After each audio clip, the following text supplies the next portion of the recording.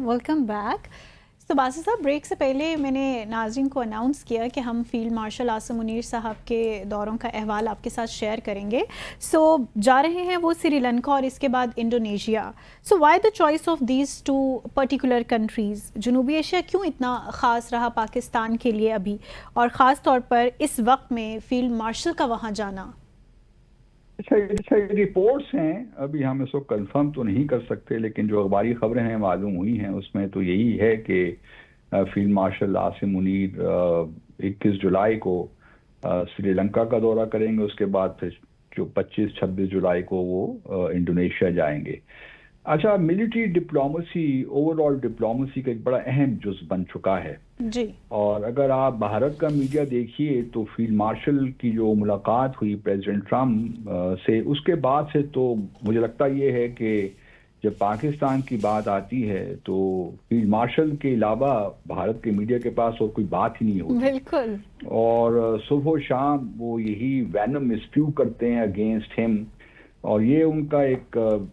چھوٹا پن بھی اس سے ظاہر ہوتا ہے کسی نہ کسی حد تک. لیکن دوسری جانب یہ بھارت کی بوکھلاہٹ بھی ہے. ان کو لگتا یہی ہے کہ فیلڈ مارشل عاصم منیر نے جس طریقے سے امریکہ میں پینیٹریٹ کیا اپنی ملٹری ڈپلومیسی کی وجہ سے، تو وہاں اور بھی بہت سے ایونیوز وہ تلاش کر رہے ہیں. اب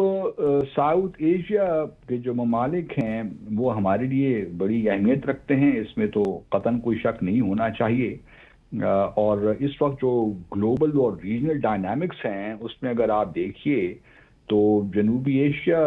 ایک امپورٹنٹ خطہ ہے، نہ صرف امریکہ کے لیے بلکہ چین کے لیے بھی. اور خاص طور پہ چین نے جس طرح BRI اور سی پیک اور پھر وہاں پہ چائنا میانمار اکنامک کوریڈور ہے،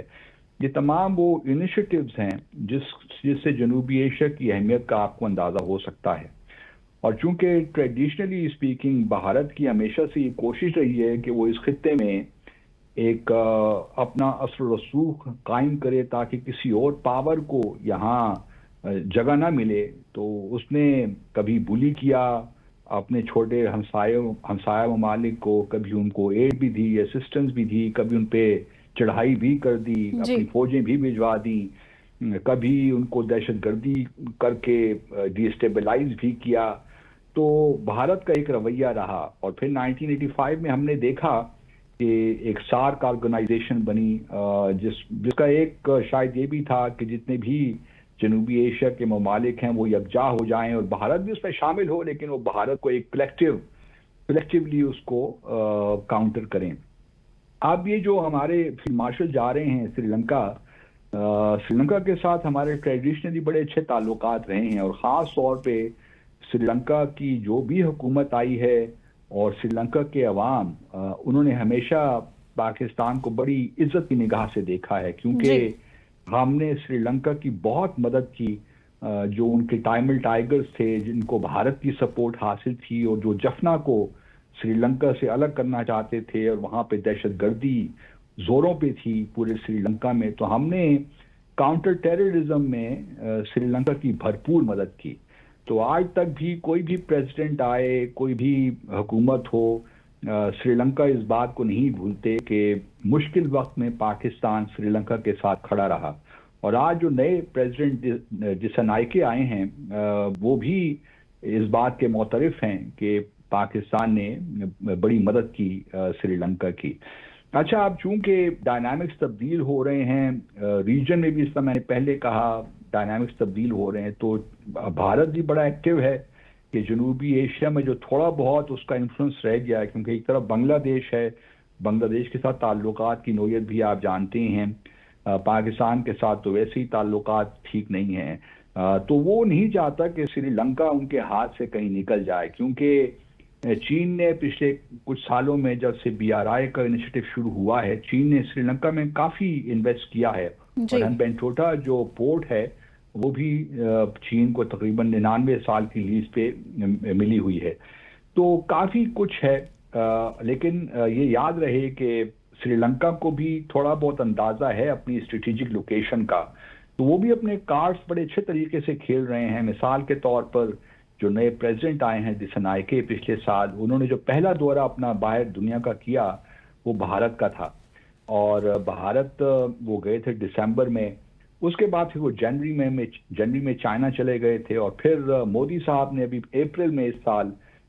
سری لنکا کا دورہ کیا۔ تو سری لنکا اور بھارت کے درمیان تعلقات بھی زبردست ہیں، اچھے ہیں، اور بلکہ مودی صاحب کے دورے کے دوران تو انہوں نے ایک MOU بھی سائن کیا ڈیفنس کوآپریشن کا۔ لیکن پاکستان کی اپنی ایک اہمیت ہے، پاکستان کے جو بائیلیٹرل تعلقات ہیں اس میں اب دفاعی ایک عنصر اور نمایاں ہو کر سامنے آئے گا، کیونکہ جہاں تک میری اطلاعات ہیں JF-17 بھی کچھ ہم نے دیے ہیں، انہوں نے خریدے ہیں ہم سے، اور کچھ اور بھی سری لنکا اس میں دلچسپی رکھتا ہے کہ JF-17 پرووائڈ کیے جائیں۔ تو یہ جو وزٹ ہے یہ بڑی ایک میں سمجھتا ہوں کہ اس کی بڑی اہمیت ہے۔ پاکستان چونکہ اب ساتھ ڈیڈ ہے تو ہمیں بائیلیٹرل ریلیشنز میں ایک سبسٹینس ڈالنا ہے، تو اس کانٹیکس میں اگر آپ دیکھیے تو فیلڈ مارشل عاصم منیر کا ایک امپورٹنٹ رول بن جاتا ہے، اور خاص طور پہ چونکہ ماضی میں ہمارے بڑے اچھے تعلقات رہے، ملیٹریلی بڑا کوآپریشن رہا ہے، ملٹری کوآپریشن دونوں ممالک کے درمیان، تو یہ اسی سلسلے کی ایک کڑی ہے کہ فیلڈ مارشل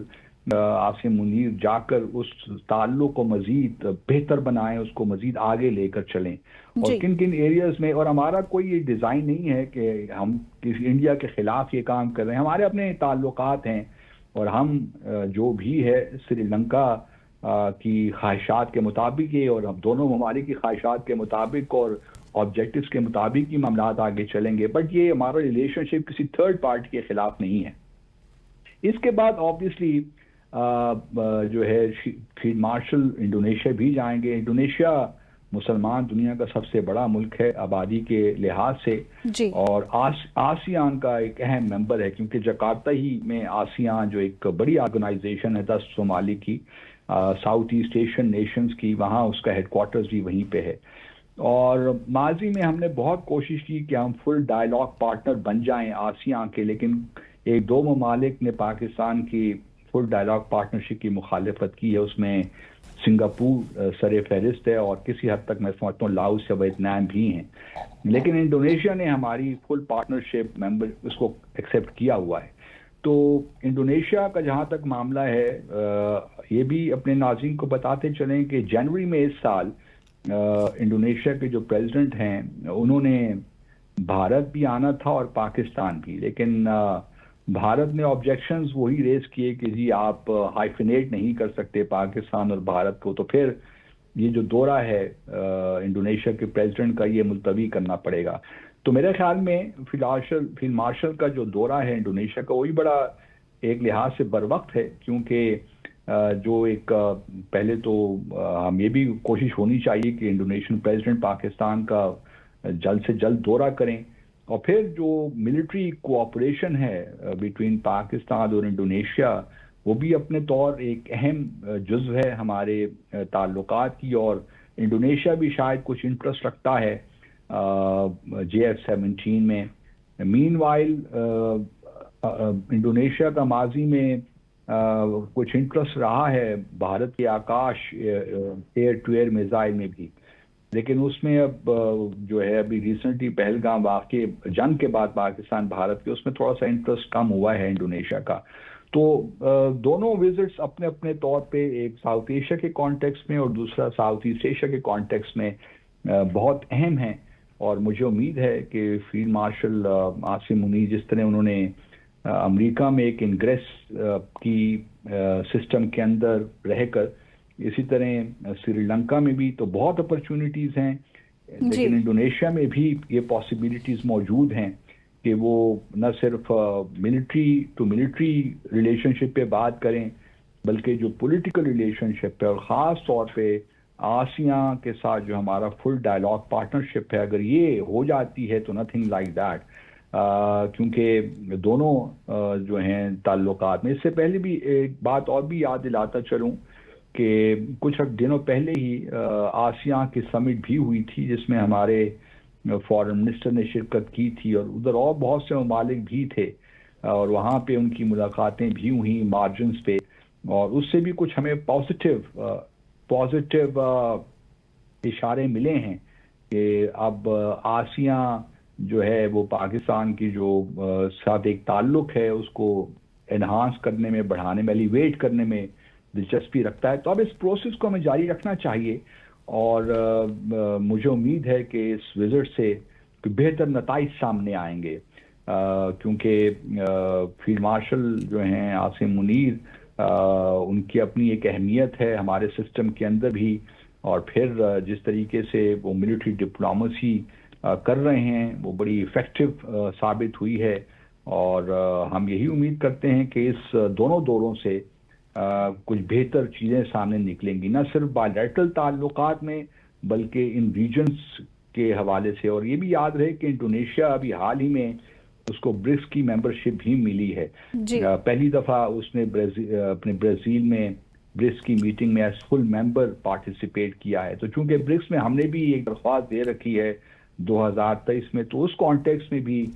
برکس کی سپورٹ ہمارے لیے اہم ہو جاتی ہے. تو لیٹس ہوپ کہ these visits will result in some thing good concrete for Pakistan Sri Lanka relations and Pakistan Indonesia relations. شور شور. سو دلچسپ کا سلسلہ یہیں ختم ہوا، کیونکہ آج کی ڈیسائفر ود عبدالباسط کا وقت یہاں ختم ہو گیا ہے. اپنے ناظرین سے اب دوبارہ ملاقات ہوگی next week. Till then take care, be happy, اللہ حافظ.